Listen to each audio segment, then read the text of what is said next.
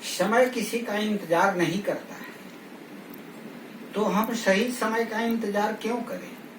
जो समय चल रहा है वही सबसे अच्छा है। हम बार बार सोचते हैं, समझते हैं कि समय पर किसी का बस नहीं है, समय बड़ा मूल्यवान है, समय बड़ी गतिशील है, समय सदा निरंतर एक समान चलता है। साथ ही वह किसी का प्रतीक्षा नहीं करता, किसी की परवाह किए बिना समय अपनी निश्चित गति से सदैव चलते रहता है। तो यह समय चलते चलते किसी का इंतजार नहीं करता, तो यह हमें यह ज्ञान देकर आगे जाता है कि हम भी किसी का इंतजार न करें। अगर समय किसी का इंतजार नहीं कर सकता है तो हम भी सही समय का इंतजार न करें। जो समय चल रहा है वही सबसे अच्छा समय है। कहा गया है कि present time is the best time. वर्तमान समय ही सबसे कीमती और मूल्यवान है। जो चला गया उस पे हमारा कोई नियंत्रण नहीं है, वह इतिहास बन गया, इतिहास के पन्नों में दर्ज हो गया। अब उसे कोई न मिटा सकता है, न कोई उसमें करेक्शन कर सकता है। रही बात भविष्य की, भविष्य भगवान के हाथ में है।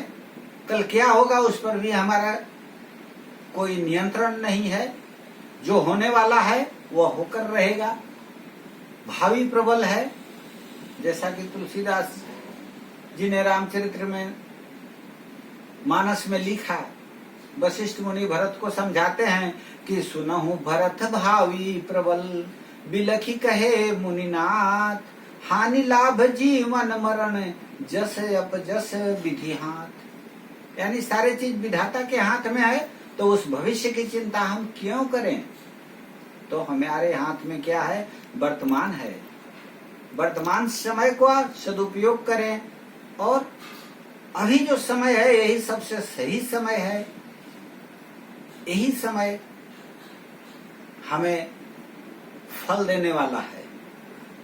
यही समय हमारा उज्जवल भविष्य बनाने वाला है और स्वर्णिम इतिहास लिखने वाला है। इसलिए हम अपने जीवन का उपयोग किसी अच्छे समय के इंतजार में न बर्बाद करते हुए, वर्तमान समय का सदुपयोग करते हुए अच्छे कर्म में करें। तुलसीदास जी ने कहा है कि तुलसी काया खेत है, मनसा भयो किसान, पाप पुण्य दो बीज है, बुए सो लूनय निदान। अर्थात तुलसीदास जी कहते हैं कि यह शरीर जो है क्या है? तुलसी काया खेत है।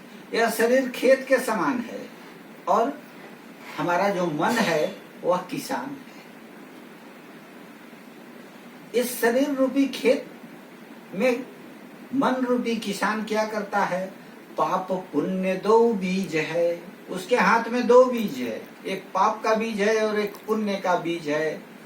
बुए सो लून निदान। जिसको वो बू देता है इस शरीर के द्वारा, वही फलता है, वही फूलता है, वही बढ़ता है। अर्थात हमारा जीवन जो है वह पाप और पुण्य रूपी बीज का भागी स्वयं है। हम जैसा बीज बोते हैं वैसा फल उसी तरह से काटते हैं, जिस तरह से कि किसान अपने खेत में जिस बीज को बोता है वही फसल तैयार होता है, और उसी का परिणाम उसे भुगतना पड़ता है। ठीक उसी तरह से यह शरीर जो है वह खेत है, मन जो है वह किसान है, और पाप पुण्य दो बीज है, और उन बीजों को किसान इस शरीर में बोता है। अर्थात हमारा मन जो है शरीर को संचालित करता है कि यह कर्म करो, और उसी कर्म के अनुकूल हमें फल मिलता है। यदि हम शुभ कर्म करते हैं तो शुभ फल मिलता है, अशुभ कर्म करते हैं तो अशुभ फल मिलता है। इसलिए इस विवेक पूर्वक विचार कर हम शुभ कर्मों में लग जाएं, ताकि मेरा वर्तमान उज्जवल हो, वर्तमान का सदुपयोग हो और भविष्य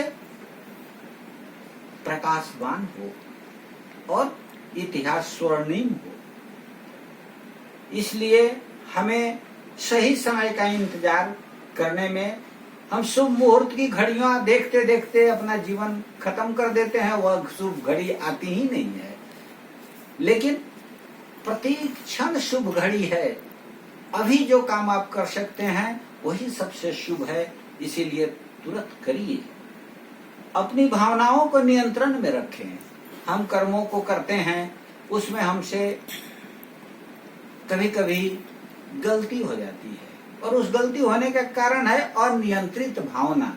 हम भावनाओं को नियंत्रण में रखें, पहले खुद को समझें, समय लें और तब सोच समझकर प्रतिक्रिया दें।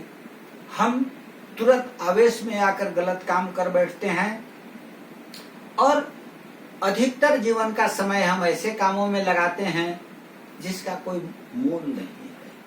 हम बैठकर अनावश्यक किसी दूसरे के बारे में ईर्ष्या, द्वेष, घृणा पैदा करके सोचते रहते हैं। इसलिए हम हमेशा ऐसा काम करें जिसे हम देख सकते हैं, जिसे हम छू सकते हैं, जिसे हम सुन सकते हैं, जिसे हम सूंघ सकते हैं, जिसका स्वाद हम चख सकते हैं, जो हम अपने हाथों से कर सकते हैं। इन कर्मों में हमेशा हम व्यस्त रहें, अर्थात हम क्रियाशील रहें।